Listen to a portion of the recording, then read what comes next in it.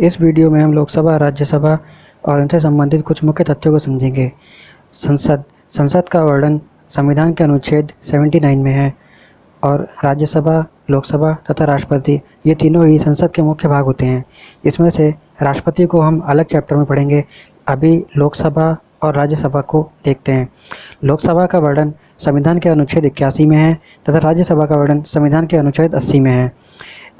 लोकसभा को निम्न सदन, अस्थायी सदन या लोकप्रिय सदन भी कहते हैं। इसके अतिरिक्त राज्यसभा को उच्च सदन तथा स्थायी सदन कहते हैं। आगे देखते हैं लोकसभा। इसमें लोकसभा का चुनाव किस तरह से होता है।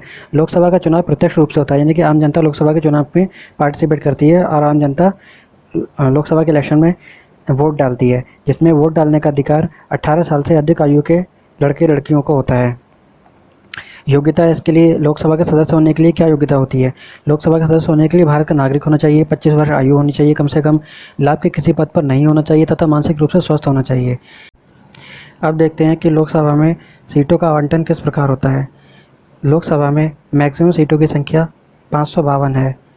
मैक्सिमम सीटों की संख्या 552 है, लेकिन प्रेजेंटली इसमें 545 सीटें हैं, जिसमें से 2 एंग्लो इंडियन के लिए रिजर्व होती हैं, जिसे राष्ट्रपति मनोनीत करते हैं, तथा 543 यानी कि 543 सीटें निर्वाचित सदस्यों की होती हैं, जिसमें से 530 सदस्य राज्यों से निर्वाचित होकर आते हैं तथा 13 सदस्य यूनियन टेरिटरी यानी कि केंद्र शासित प्रदेशों से निर्वाचित होकर आते हैं।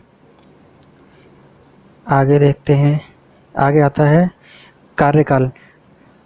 तो लोकसभा का कार्यकाल कितना होता है। लोकसभा का कार्यकाल 5 वर्ष है, किंतु प्रधानमंत्री के परामर्श के आधार पर राष्ट्रपति के द्वारा लोकसभा को समय से पूर्व भी भंग किया जा सकता है। दूसरा पॉइंट है, आपातकाल की स्थिति में संसद द्वारा लोकसभा के कार्यकाल में 1 साल की वृद्धि की जा सकती है। लोकसभा से संबंधित अन्य मुख्य बिंदु देखते हैं। कोई भी विधेयक धन विधेयक है या नहीं, इसका निर्णय अध्यक्ष करते हैं। कि यदि किसी विधेयक पर वोटिंग बराबर हो जाती है, उस स्थिति में अध्यक्ष का वोट निर्णायक होता है। उपाध्यक्ष त्यागपत्र देते हैं अध्यक्ष को एवं अध्यक्ष अपना त्यागपत्र उपाध्यक्ष को देते हैं। आरक्षण संबंधित कुछ मुख्य तथ्य भी जान लीजिए। अनुच्छेद 330 में दे रखा है कि अनुसूचित जाति के लिए 84 सीटें तथा अनुसूचित जनजाति के लिए 47 सीटों की व्यवस्था है। अनुच्छेद 331 के अकॉर्डिंग एंग्लो इंडियन के लिए 2 सीटों की व्यवस्था है। आगे आती है राज्यसभा। राज्यसभा को जैसा हमने पढ़ा था अनुच्छेद 80 में आता है और इसे उच्च सदन या स्थायी सदन भी कहते हैं। चुनाव इसका किस प्रकार होता है। राज्यों के विधानसभा द्वारा राज्यसभा का चुनाव होता है। राज्यों की विधानसभा का क्या मतलब है। राज्यों की विधानसभा मतलब जो राज्यों की विधानसभा के जो सदस्य होते हैं, केवल वही राज्यसभा के सदस्यों का चुनाव कर सकते हैं, यानी कि आम जनता इसमें वोट नहीं डालती है। और राज्यसभा की सीटों का निर्धारण किस प्रकार से होता है। तो इसमें क्या होता है कि जनसंख्या के अनुरूप सीटों का निर्धारण होता है। उत्तर प्रदेश की जनसंख्या सबसे ज़्यादा है, इसलिए यहाँ उत्तर प्रदेश में सबसे ज़्यादा राज्यसभा की सीटें यानी कि 31 सीटें हैं।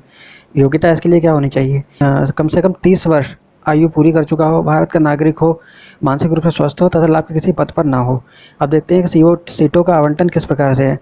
मैक्सिमम सीटों की संख्या राज्यसभा में 250 हो सकती है, लेकिन प्रेजेंट टाइम पर ये सीटें केवल 245 ही हैं, जिसमें से 12 सदस्य राष्ट्रपति द्वारा मनोनीत किए जाते हैं, जो कला, विज्ञान, साहित्य तथा समाज सेवा के अच्छे ज्ञाता होते हैं। इसके अतिरिक्त 233 सीटें निर्वाचित सदस्यों की होती हैं। यह निर्वाचित सदस्य राज्यों की विधानसभा के सदस्यों द्वारा निर्वाचित किए जाते हैं तथा 4 सदस्य केंद्र शासित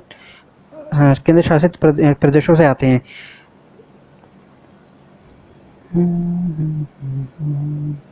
आगे देखते हैं राज्यसभा का कार्यकाल। कार्यकाल में क्या है कि राज्यसभा कभी भी भंग नहीं की जा सकती है।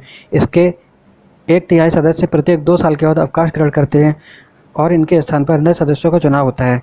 इस प्रकार से प्रत्येक सदस्य का कार्यकाल 6 वर्ष का हो जाता है। सभापति, राज्यसभा के सभापति कौन होते हैं। ये उपराष्ट्रपति होते हैं। जो भी उस समय का उपराष्ट्रपति होगा वो ही राज्यसभा का सभापति होगा।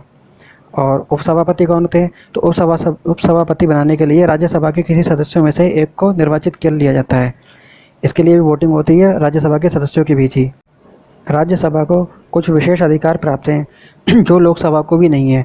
इसमें पहला कौन सा है। अनुच्छेद 249 249 के अकॉर्डिंग राज्यसभा सदस्यों के 2/3 बहुमत से पारित किसी भी राज्य सूची के विषय पर कानून बनाने का अधिकार केंद्र सरकार को दे सकती है।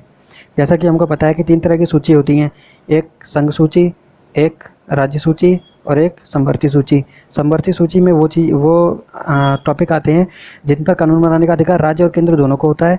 संघ सूची में वो आते हैं जिसमें केवल केंद्र सरकार को अधिकार होता है कानून बनाने का, तथा राज्य सूची में वो आते हैं जिसमें केवल राज्य अपने अकॉर्डिंग कानून बना सकता है। लेकिन अगर राज्यसभा चाहे तो अनुच्छेद 249 के अकॉर्डिंग राज्य सूची के किसी भी विषय पर कानून बनाने का अधिकार संघ सूची में डाल सकती है, यानी कि केंद्र सरकार को दे सकती है। अनुच्छेद 312 के अकॉर्डिंग क्या है? अनुच्छेद 312 कहता है कि संसद किसी भी अखिल भारतीय सेवा को तब तक प्रारंभ नहीं कर सकती जब तक राज्यसभा उसे कम से कम 2/3 मत से पारित ना कर दे। आगे देखते हैं। आगे है राज्यसभा से संबंधित कुछ मुख्य बिंदु, इन्हें भी पढ़ लेते हैं क्या क्या है।